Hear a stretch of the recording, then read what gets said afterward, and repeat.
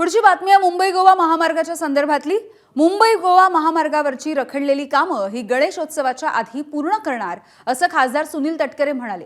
मुंबई गोवा महामार्गावरचे खड्डे आणि अपूर्ण कामं याच्या संदर्भात तटकरेंनी केंद्रीय मंत्री नितीन गडकरी यांची भेट घेतली आहे। दरम्यान अपूर्ण कामं ही तात्काळ पूर्ण करण्याच्या सूचना देखील तटकरेंनी दिल्या। रायगड आणि पुणे या जिल्ह्यांना जोडणाऱ्या ताम्हिणी घाटाची दुरुस्ती करून वाहतुकीसाठी खुला केला जाण्याच्या सूचना देखील त्यांनी दिलेल्या आहेत।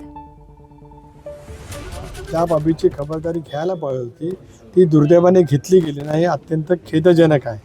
त्याबद्दलची नापसंती मी गडकरी साहेबांच्या जवळ व्यक्त त्या ठिकाणी केलेली आहे। आता काम पूर्णत्वात येताना ज्या काही तांत्रिक अडचणी आल्या त्याची गेल्या 3 महिन्यात अनेक वेळेला मी बैठका घेतल्या।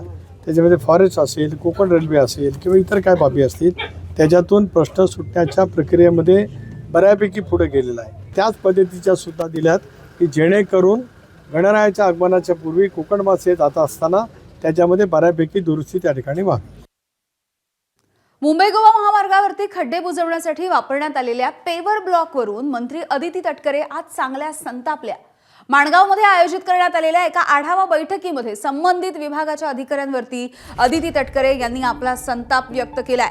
तर सुनील तटकरे यांनी देखील सुकेळी आणि चांडवे इथल्या टोलवरून अधिकाऱ्यांना चांगलं सुनावलंय।